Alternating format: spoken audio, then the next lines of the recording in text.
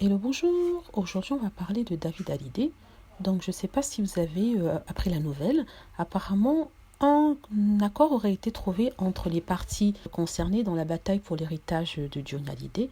Quand je dis les parties concernées, je parle bien sûr de David Hallyday, de sa sœur Laura Smed et aussi de la veuve de Johnny Hallyday, c'est-à-dire Laetitia Boudou. Apparemment, ils auraient trouvé un accord. Et alors, qu'est-ce qu'il y a dans ce contrat? Est-ce qu'il y a quelqu'un qui a été lésé? Est-ce que c'est la fin de la bataille? Apparemment, c'est la fin de la bataille sur l'héritage de Johnny Hallyday, sachant que l'accord a été entériné et signé. Donc, que contient cet accord? D'après certains, contiendrait la promesse de Laetitia Smed de verser un chèque de 2,5 millions d'euros, 2,6 millions d'euros à Laura Smed, dont 1 million qui représente la part que David a offert à sa sœur. Et ce, pour qu'elle renonce à toute poursuite en France. Donc, en contrepartie, Laura Smed et son frère vont renoncer à toute poursuite en France et reconnaître le testament américain qui prévoyait aucun héritage pour David et Laura à l'époque. Donc, que gagne David Hallyday dans ce cas?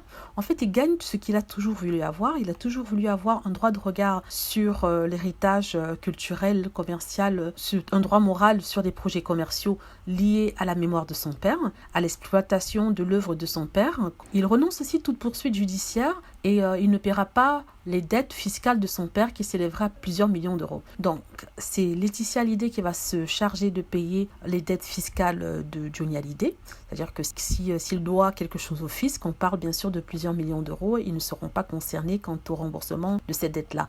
Par contre, Laura Smed reçoit 2,6 millions d'euros et c'est à peu près tout ce qu'elle reçoit. Personnellement, je pense qu'elle a eu plus que ça, vu qu'il ne souhaite pas que le fisc puisse mettre son nez dans leurs affaires, parce que Johnny Hallyday était très riche, il avait beaucoup d'argent, donc du coup, il ne déclarait pas forcément toute sa fortune au fisc français. C'est d'ailleurs pour ça qu'il a planqué dans un trust, de telle sorte que le fisc français n'a pas accès à ces comptes-là. Donc l'affaire de l'héritage de Johnny aurait permis au fisc d'aller évaluer tout ce qu'il y avait dans la petite cagnotte de Johnny, et c'est ce que Laetitia Hallyday ne veut pas. Sincèrement, je pense que Laura Hallyday a dû avoir plus que les 2,6 millions qui a été annoncé.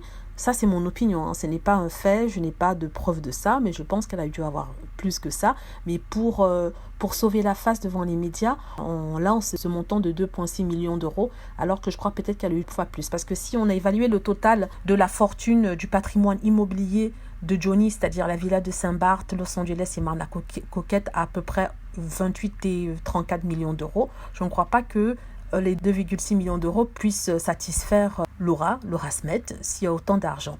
Donc je crois qu'elle a eu plus que ça, mais ils ne veulent pas seulement le déclarer en page des tabloïds et des magazines. Voilà, en tout cas, ça met fin à une sorte de saga où les deux fils aînés et préférés des Français étaient déshérités au profit de la veuve Laetitia Boudou. C'est terminé, ça s'arrête, on n'entendra plus parler de ça.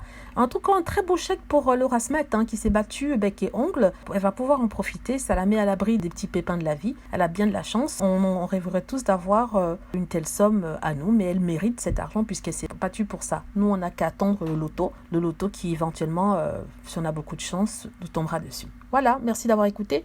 N'hésitez pas à cliquer sur like, à vous abonner pour plus de vidéos et surtout à cliquer sur la petite cloche afin d'être averti lorsque je poste une nouvelle vidéo. Merci.